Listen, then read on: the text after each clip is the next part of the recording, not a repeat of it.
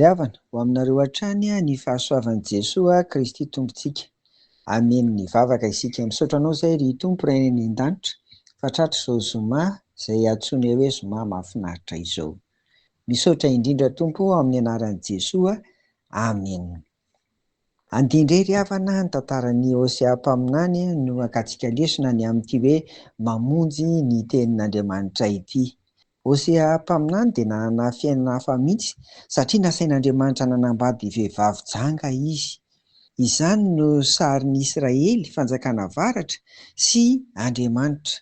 Nijangajanga tamin'Andriamanitra Israely dia ilay fijagajagana ara-panahy izany tamin'ny fivavahana tamin'ny Bala. Izany dia fanompo-tsampy tsotra izao izay tena mahatezitra an'Andriamanitra. Ankoatr'izany koa dia niala tamin'Andriamanitra ny fitokisany azy ka lasa indray zareo nandeha niantehitra tamin'ny Egiptianina sy ny Asirianina. Ary be ry havako ny resaka ny fanaovan'Andriamanitra izay entin'ny mpaminany Hosea ny fanaovany tamin'ny Israely, fa izay ho singa ihany koa dia andiny soratra masina roa fotsiny ihany. Ity ampiandohana dia ataoko hoe vakiana amin'ny anaran'i Jesoa izany. Voalohany ny Hosea 7:1-10. Zao izany: ao Gilgala ny fahotany rehetra, eny tao no vao nankahalako azy. Noho ny faharatsiany ataony dia horoahako hiala ao an-tranoko izy. Tsy ho tia azy intsony aho, mpiodina avokoa ny mpanapaka azy. Amen. Enjana izany ry havako indrindra izany hoe tsy ho tia azy intsony aho, hoy Andriamanitra tamin'ny Israely izany, satria tsy menatra intsony ny vahoakany tamin'ny fanompo-tsampy. Vetivety eo anefa dia niova ny tenin'Andriamanitra eo amin'ny 7:1.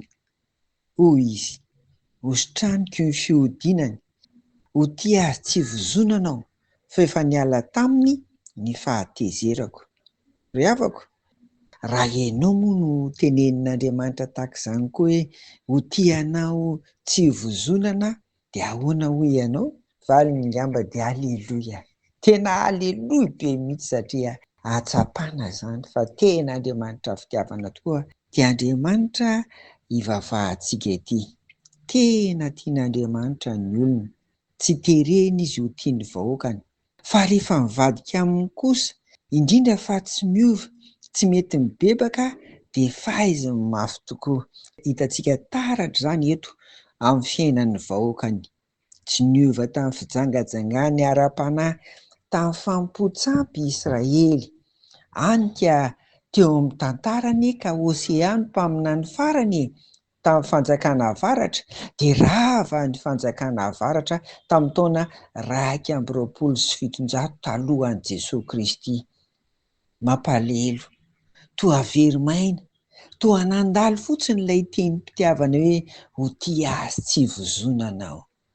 Ry havana, tena tiany Jesosy Kristy koa ianao, ary dia ataony Jesosy an'izany koa hoe ho tia anao tsy vozonana, satria miainy azy dia natolony ahy, natolony anao. Ka izao mialahy amin'izay endrika fanompo-tsampy samihafa mbola ataonao anakalozanao an'Andriamanitra, anakalozanao an'i Jesosy Kristy. Mialahy amin'izany, fa nefa raha nivoaka an'Andriamanitra anie ka dia rava ny fanjakana avaratra, ary tena hita an'izany Hosea. Engany mba tsy ho amiko sy ho aminao izany, fa mba manararoatra aho.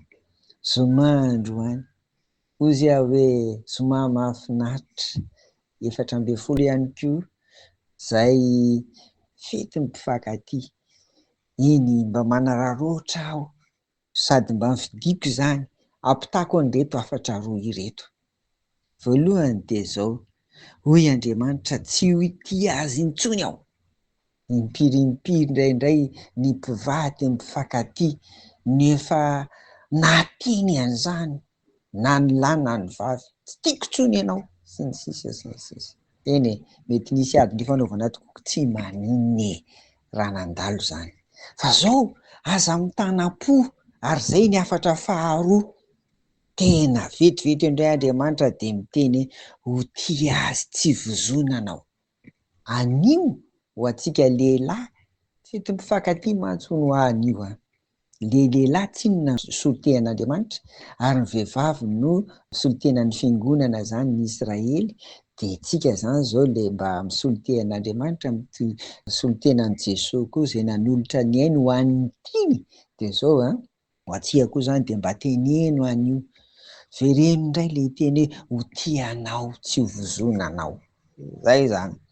Mba azahoana indray mamerina an'zany tokom-pitiavana zany, mba tsy handalo fotsiny koa ty Saint Valentin ty, mariako aloha tsy hoe ny fiangonana hoe de andao koa tsika hankalaza ny Saint Valentin, tsy zay fa mba mifanojo androany fotsiny l'izy de zay zany a.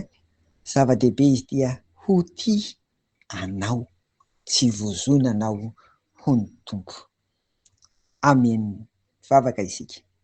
Misaotra indrindra tompony am'zany fitiavanao zany, fa omeo fo tsotra izay, fo mahay mibebaka Tompo, miala am'zay endrika sampy môderina rehetra, mba hahatonga ny fiainanay feno fitahiana sy fahasoavanao aminao.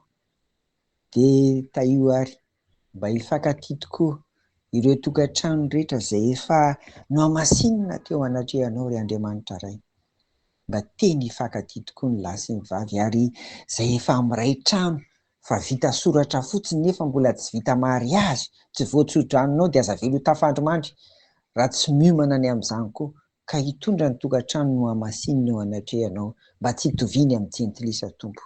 Ireny sangatanay amin'ny anaran'i Jesosy zany, amen. Ho aminareo ny fiadanan'i Jesosy, amen.